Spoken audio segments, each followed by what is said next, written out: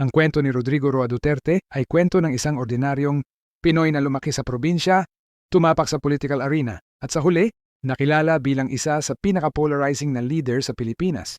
Pero paano nagsimula ang lahat? Paano nabuo ang leader na nagbago ng mukha ng Davao City at ang buong bansa? Tara, himayin natin. Si Rodrigo Roa Duterte, kilala rin bilang Digong, ay ipinanganak noong Marso 28, 1945 sa Maasin, Southern Leyte. Anak siya ni Vicente Duterte, isang abogado at politiko na naging gobernador ng Davao, at Soledad Roa, isang guro at civic leader. Lumaki si Duterte sa isang pamilyang may disiplina at paniniwala sa serbisyo publiko. Kahit bata pa, nakikita na sa kanya ang pagiging matapang, mapraktikal at hindi takot sa hamon. Ayon sa kanyang mga kakilala, si Digong ay mapanlikha, malakas ang personalidad at may natural na liderato. Sa murang edad, natutunan niya ang kahalagahan ng resilience at pagsisikap. Si Vicente Duterte ay isang leader na may impluensya at si Soledad naman ay edukador na nagturo ng values at civic responsibility sa kanyang mga anak. Ang pagsasanib ng kanilang personalidad at paniniwala ay naging pundasyon ng leadership style ni Digong. Habang lumalaki, napansin ang kakayahan ni Duterte sa pakikipag-usap at pakikisalamuha. Mahilig siya sa sports, debate, at kahit simpleng laro lumalabas na may natural na competitive spirit sa kanya. Ang kanyang childhood sa Southern Leyte ay simple, puno ng disiplinang ipinapasa ng magulang, at may exposure sa politika dahil sa trabaho ng kanyang ama. Nag-aral si Duterte sa Ateneo de Davao University sa high school at nagpakita ng academic promise, lalo na sa mga asignatura ng social studies, history at civics. Pagkatapos nito, nag-enroll siya sa Lyceum of the Philippines University sa Maynila, kung saan kumuha siya ng kursong Political Science at Law. Ang kanyang pag-aaral ay hindi lamang tungkol sa libro. Doon niya natutunan ang strategic thinking, debate at legal frameworks, mga bagay na gagamitin niya sa politika at pamumuno sa hinaharap. Dito rin niya na-experience ang pressure at kompetisyon ng malaking lungsod na malayo sa payapang probinsya kung saan siya lumaki. Noong 1972, nakapagtapos siya ng Bachelor of Laws at agad siyang nag-practice bilang abogado sa Davao. Bilang isang batang abogado, nakilala siya sa kanyang matapang na pagdepensa sa kliyente at hindi pag-iwas sa kontrobersyal na kaso. Ang karanasang ito sa legal profession ay hinubog ang kanyang personalidad bilang leader na diretso at hindi natatakot sa hamon. Noong dekada 80, bumalik si Duterte sa Davao City at unti-unti siyang pumasok sa lokal na politika. Nagsimula siya bilang city councilor at sa loob ng ilang taon, nakilala siya bilang isang leader na pragmatic, decisive at may namakalaskuto sa ordinaryong mamamayan.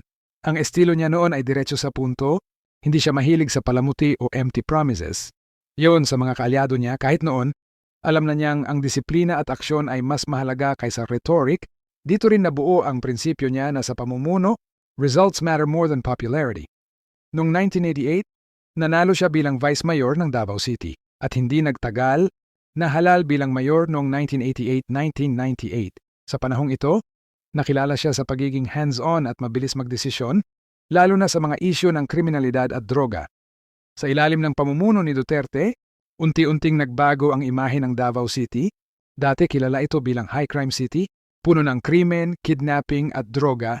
Ngunit sa kanyang termino, mahigpit na peace and order measures curfew para sa mga kabataan, pagbawal sa paninigarilyo sa pampublikong lugar, tukhang-like operations pero lokal, strict law enforcement, pagkilos laban sa mga kriminal at drug syndicate, pagpapalakas sa police force at local watch groups, urban development, pagpapaayos ng mga kalsada at pampublikong pasilidad, pagpapalakas ng tourism at local business, disiplina sa traffic at public cleanliness.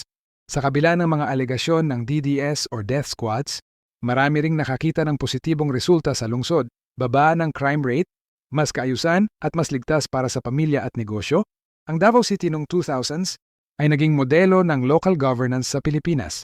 Kumpara sa ibang lungsod, mas ramdam ang order at mabilis na aksyon sa Davao, isang testing ground ng estilo ni Duterte na may disiplina, direktang aksyon at hindi paligoy-ligoy. Ang tagumpay sa Davao City ay naging springboard ni Duterte sa pambansang politika. Noong 2016, nanalo siya bilang 16th President ng Pilipinas, dala ang pangakong wawakasan ang krimen at droga sa loob ng 6 na buwan, magtatag ng Build program para sa infrastruktura, palalakas ang local governance model sa buong bansa. Ang kampanya niya ay nakasentro sa anti-elite rhetoric, pagiging direkta, at pag-apela sa masa nasawa na sa politika ng nakaraan. Maraming Pilipino ang na-attract sa kanyang estilo, straightforward, walang paligoy-ligoy, at handang aksyonan ang problema ng bansa.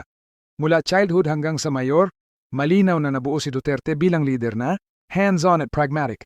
Matapang sa hamon at kontrobersya, diretso sa mga aksyon kahit kontrobersyal, may paninindigan sa disiplina at resulta kaysa sa popularity. Ang kombinasyon ng probinsya, upbringing, legal training, at political experience sa Davao ay naguhubog sa kanya bilang isang strongman leader, handang baguhin ang lungsod at kalaunan ang buong bansa. Ngunit ang tagumpay sa Davao ay may kaakibat ding kontrobersya. Habang lumalawak ang kapangyarihan, lumitaw ang mga usapin ng extrajudicial killings, drug war, at human rights. Sa susunod na bahagi, susuriin natin kung paano nag-transform ang estilo ng Davao City, leadership sa pambansang estratehiya, at kung paano ito humantong sa pinakamalaking political experiment sa modernong kasaysayan ng Pilipinas, ang War on Drugs at Build, Build, Build.